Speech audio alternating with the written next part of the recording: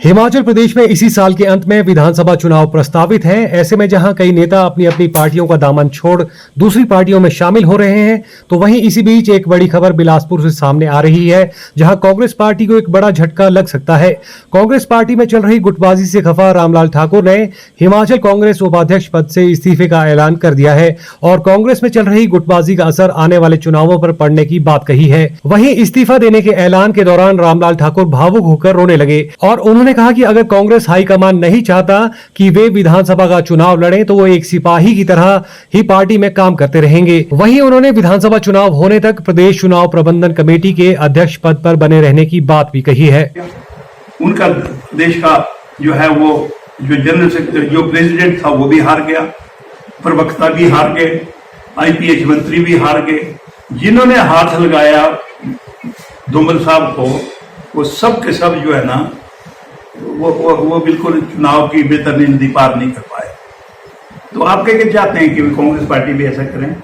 अगर देखा जाए, माननीय वीरभद्र सिंह जी को राहुल गांधी जी ने मंडी में डिक्लेयर किया था कि Virbhadra Singh will be the next chief minister of Himachal Pradesh, लेकिन हम मेजोरिटी में नहीं आ पाए।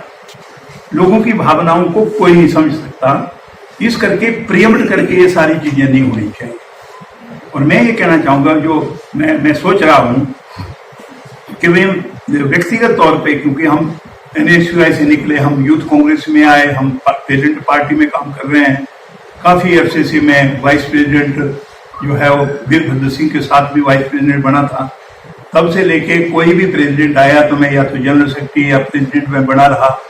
तो मैं ये सोच रहा हूँ कि क्योंकि चीजें है ना कि जब हम रास्ता नहीं देंगे तो दूसरों को तो दूसरे आगे कैसे आएंगे। तो मैंने ये सोचा है, क्योंकि मेरे को वाइस प्रेसिडेंट बनाया हुआ है, मैं को परमानेंटली वाइस प्रेसिडेंट और जनरल सेक्रेटरी नहीं रहना चाहता, इसलिए मैंने फैसला किया है कि मैं ये जो वाइस प्रेसिडेंट मेरे को प्रदेश का बनाया है, मैं इससे इस्तीफा दे रहा हूं।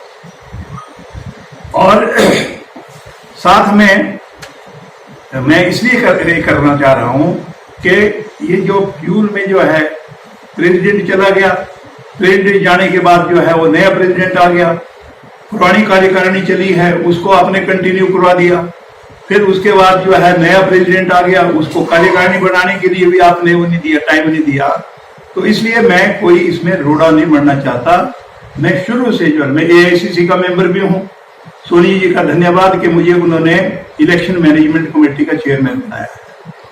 मैं वहीं पे काम करना चाहूंगा, लेकिन ये जो वाइस प्रेसिडेंट जो जम्बू जेट बना है, मैं शामिल नहीं रहूंगा। और मैं सोनिया जी को और शुक्ला जी को और प्रदेश की जो हमारी अध्यक्षा है, मैं उनको अपने वाइस प्रेसिडेंटशिप के पद से मैं इस्तीफा देना चाहता हूँ। और वो तुरंत मैं कहूंगा कि 2-3 दिनों में मैं ये जो है ना मैं भेजूंगा। और अगर